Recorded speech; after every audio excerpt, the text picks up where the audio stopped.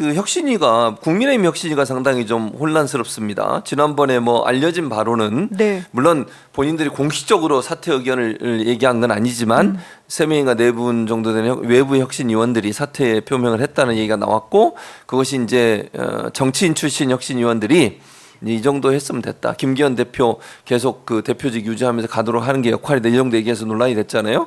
근데 인요한 위원장이 또 어제 이준석 전 대표를 향해서 거의 이제 막말이라고 얘기할 수 있을 정도의 수준의 말을 해서 논란이 되고 있는 이걸 패드립이라고 그런다며요. 네. 그 무슨 말이에요? 패드립이란 말이. 그러니까 왜 우리 드립 친다 막 이런 말 표현하잖아요. 10대 아이들이. 예.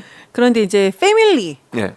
가지고 가족. 비판하면서 가족을 비판하는 거 그것은 이제 패드립이라고 요즘 이렇게 얘기를 하는데 폐륜적 발언 뭐 이런 의미군요. 그렇죠. 그러니까. 그러니까 네. 약간 그 패밀리의 패라는 그런 패밀리라고 하니까 그 패도 있고요. 패륜적 발언의 패도 있고 같이 그런 포함해서. 같이 중복적으로 내포되어 있는 건데요. 예. 우선 가족을 건드리는 것을 패드립이라고 합니다. 그러니까 인요한 위원장이 이준석 전 대표를 비판하면서 부모가 잘못이 있다. 부모가 제대로 안 가르쳤다. 뭐 이런 뉘앙스의 말을 한 거예요? 이준석 도덕적 그냥 이준석 준석이는 이렇게 해서 준석이라고 불렀어요. 준석이는 맞아. 도덕이 없다. 도덕이 없다. 네, 그런데 준석이 잘못이 아니라 부모 잘못이 큰 것 같다. 그러니까. 아니 나이 40 먹은 전 대표예요. 지금 나이가 40인데 부모가 잘못됐다고 얘기하는 거는 잠깐만요. 그건 저는 아니잖아요. 그 얘기를 들었을 때 네. 그럼 이분은 나이가 60이 넘은 분이세요. 네. 넘은 분이 이렇게 함부로 말을 합니다. 아 이거 부모 얼굴에 먹칠하는 거 이러시면 안 됩니다. 그건 안 되는 아니죠. 거예요. 그리고 윤석 대표를 얘기할 수 있죠. 그러나 그럼요. 부모를 끌어들이면 안 돼요. 이거는 있을 수가 없는 얘기고요.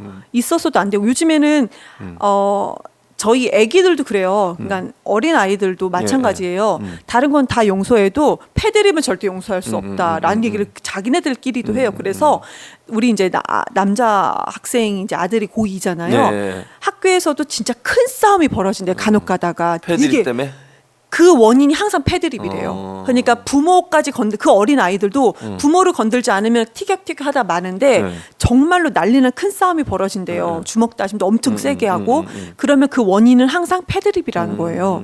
이게 아이들도 이걸 압니다. 그런데 이 인요한 혁신위원장은 무슨 생각으로 이 얘기를 했는지 그러니까 저는 그 사람의 도덕성이 상당히 문제라고 생각을 하고요. KO죠. 끝났습니다. 그렇죠. 이제 그분은 서대전 출마? 서대문구 출마. 서대전은 대전에 서대전 대전이 있는 거고요. 제가 요즘에 대전에만 자꾸 있어가지고. 그러니까 패드립 얘기하니까 근데 부부간에도 마찬가지예요. 부부간에도 시어머니나 친정 부모님 건드리면 큰 싸움, 전쟁이 일어납니다. 전쟁. 다른 어떤 것보다 상대방의 집안을 건드리면 안 돼. 아니 누가 누구 도덕성을 평가해요? 방 기자 지금 안 웃는데 결혼해봐. 방 기자 지금 안 웃잖아요. 네. 결혼한 사람 다 동의합니다. 상대방 집안을 건드리면 이건 진짜 심각한 거예요. 난리 납니다. 집안이 전쟁터가 되는 거예요. 근데 어떻게 부모 얘기를 하냐고. 아이고 그러니까 생각이 없는 분이세요. 그냥 이분은 정치권에 정치권뿐만 아니고요. 사회생활할 때도 혹시라도 본인이 권력을 가진 자리에서 이런 식으로 누군가를 상처 줬던 적이 있지 않았었나라는 생각까지 들 그런 사람인데요. 그냥 왜 이거 있잖아요. 뭐 싸우다가 말 안 되면 너 몇 살이야? 이것도 정말 수준 이하죠. 이거보다 더 심한 거. 뭡니까? 더 심한 거 얘기를 한 거예요. 이번에 부모 얘기는 패드립은. 그리고 또 너 아버지 무슨 일을 해? 이런 얘기 과거에 많이 했었잖아요. 이것보다 더 심한 말을 한 겁니다. 친구에서도 그랬잖아요. 영화 친구에서. 네 아버지 뭐 하시노? 뭐라고 했지? 건달입니다. 그래서 그랬나? 뭐 아무튼 그랬었어요. 근데 그때도 그거에 좀 막 때리고 이랬잖아요. 네. 학생을. 그러니까 더 이분한테는 심한 말을 굳이 할 필요가 없을 것 같아요. 그러면 이 정도 되면 이제 혁신위의 역할은 동력을 잃었다 이렇게 볼 수 있는 거죠. 결국은 국민의힘 혁신위의 역할 또는 끝났죠. 활동. 네. 국민의힘에서 인류한 얼굴을 계속 내놓고 뭔가 할 필요가 없죠. 끝났습니다. 그럼 개혁도 안 되겠네요. 왜냐면 김기현 대표뿐만 아니라 장제원 의원 그다음에 뭐 누구죠? 그전 주호영 전 원내대표 뭐 서병선 이런 분들이 내가 할 길은 내가 알아서 한다. 왜 이래라 저래라 하냐 이런 얘기가 있잖아요. 혁신위가 개혁이 될 거라고 생각하셨어요? 저요? 네. 국민의힘의 노코멘트. 저는 개혁 자체가 안 된다고 생각했거든요. 개혁 자체가 안 된다. 그냥 이거는 강서구청장 선거 패배 이후에 그러면 강서구청장 선거 패배한 것은 원인은 후보였습니다. 네. 그러니까 위법한 후보를 사면을 하고 다시 내놓은 것이 윤석열 대통령이다. 이 논란은 인요한 혁신이가 출범하면서 묻혔습니다. 네. 그 역할까지만이라고 저는 항상 말씀을 드렸었는데 그 역할만은 잘한 것이다. 혁신은 애초에 없습니다. 김종인 이제 전 비대위원장이 이런 얘기했었죠. 국민의힘 전 비대위원장이 대통령이 변해야 된다. 이번 네. 총선을 앞두고 그런데 인요한 현 혁신위원장이 뭐라고 했냐면 뭔 말이냐 그 반대다. 그 반대다. 누가 변해야 돼? 대통령은 당의 얼굴이다. 꽃밭이 맺나요? 대통령은 당의 얼굴이다.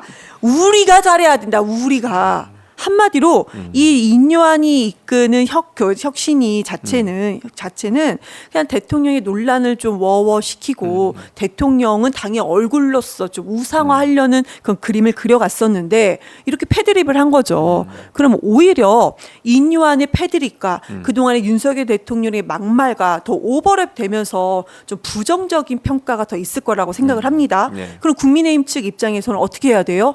그나마 김기현이 낫다. 어떻게 확 바꿀 수는 없죠. 그럼 인요한을 확 끌어내릴 거고 네. 김기현으로 어찌 됐든 간에 좀 이끌어 가지 않을까 생각을 합니다. 왜냐하면 김기현이 당대표 출마할 때 4위였었잖아요. 예. 근데 1, 2, 3위 다 주저앉히고 4위를 윤석열 대통령이 선택한 것처럼 보여지는 그림으로 예. 당대표를 아주 어렵게 만들어놨어요. 그럼 그렇게 해야 되지 않을까. 그러면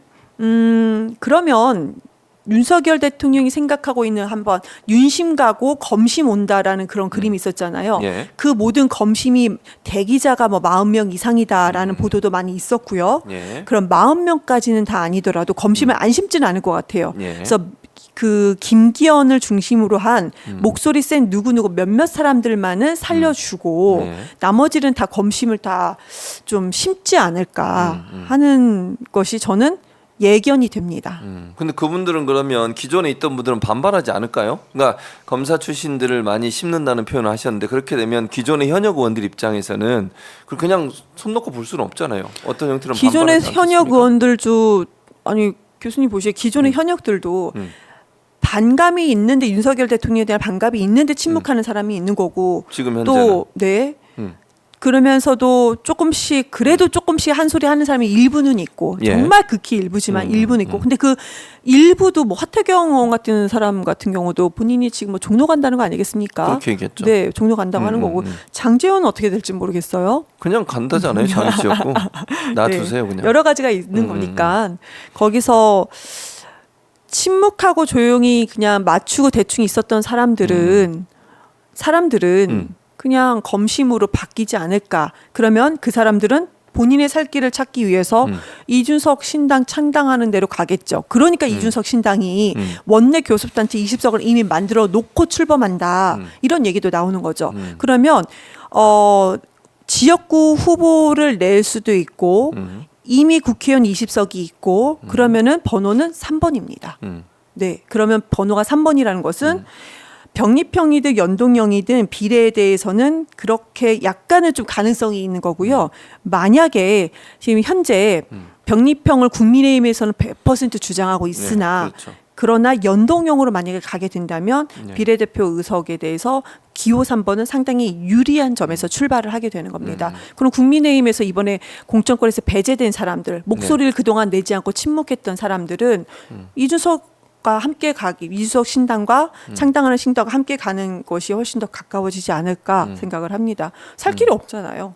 아니면 수도권에 뭐 험지로 가라고 하면은 못 예. 가잖아요. 안 가죠. 그렇지만 검사가 그 지역구 다 지역이에요. 저도 이제 지역에 있으니까 훨씬 더 이게 눈에 보이는데 지역입니다. 수도권이 아니에요. 나는 여기서 잘 의정 활동도 나름 열심히 하고 조직 관계도 잘하고 지역 주민과도 연대를 어느 정도 끈끈하게 해놨습니다. 그런데 갑자기 서울이나 수도권에서 검사가 뜩 내려옵니다. 뭔가 연결은 있겠죠. 네. 그러면 누가 이길까요? 그러면 그분들은 내가 지금까지 이 지역의 국회의원으로서 지역위원장, 국민의힘에서 이제 당협위원장이었죠. 네. 이 사람도 자신이 있다고 생각을 하겠죠. 내가 동일 지역구 가겠다. 이준석 신당과 내가 그 이준석이 신당하는 곳에서 창당하는 곳에서 내가 그 지역구 동일 지역구 출마하겠다. 그러면 이준석도 나쁠 거는 아니다. 않을까라고 생각을 합니다. 뭐 그러니까 신당으로 갈 수도 있고 아니면 무소속으로 나올 수도 있고 그건 자기 선택이니까요. 무소속보다는 그쪽으로 가지 않을까요? 무소속 기호가 저 뒤입니다. 뭐 네. 어쨌든 그러면 기호 3번 받으면 그쪽으로 가는 걸 선택하겠죠. 이경의 네. 말이었습니다. 네, 어쨌든 저의 무소속도 있고 저의 있다, 평가, 선택에. 저의 네, 그 무슨 말인지 알겠어요. 예측이었는데 후보 입장이 되면은요, 저 무소속으로 뒷번호 받는 것보다 어차피 난 내 지역구를 지키겠다라는 욕심이 더 있을 겁니다. 억울할 수도 있고요. 그러면 이왕이면은 3번이죠. 근데 그게 이제 이경 부대변인 말은 20명이라는 숫자가 올 거라는 가정하에 하는 얘기고 아니 이게 안될 수도 20명이 있잖아요. 아닐 수도 있는데요. 네. 20명 그러니까 원내에서 가는 사람들은 그런 계산 하에 갈 것이다라는 말씀을 근데 드린 20명이 겁니다. 안 되면 어떻게? 원내 교섭단체를 못 만들면 아니 검액가는 40명 이상을 꽂는데요. 거기서 반 정도 나올 수도 있지요. 네. 어쨌든 제가 이제 진행자기 때문에 그냥 아니, 얘기를 그럼 듣겠습니다. 얘기를 한번 해주셔요. 뭐 그러니까 해주시죠. 저는 네. 기본적으로 이준석 신당에 다 갈 거라고 생각하지 않고 다 안 가죠. 무소속으로 가든 아니면 자기들이 또 다른 뭐 어떤 모임이나 단체를 만들 수 있다고 생각해요. 기본적으로 이준석이 갖고 있는 독특한 캐릭터 때문에 그 사람들이 다 그렇죠. 글로 가기가 좀 네. 그럴 수도 있겠다는 생각이 들었어요. 어쨌든 뭐 그건 좀 그것도 저는 예, 생각을 예, 합니다. 가능성에 대해서. 그러니까 본인들이 만약에 그러면은 창당을 해서 20명 본인들끼리 모여서 그럴 수도 우리가 있죠. 창당하자 그럴 딱 수 있어요. 머릿수를 세워봤더니 20명이 넘는다. 예전에 친박연대처럼. 그러면 그럼 이준석 그렇게. 버리고 그럴 본인들끼리 할 수도 수도 있어요. 있다. 충분히 라는 가능하다고 말씀 저는 드립니다. 생각해요. 네.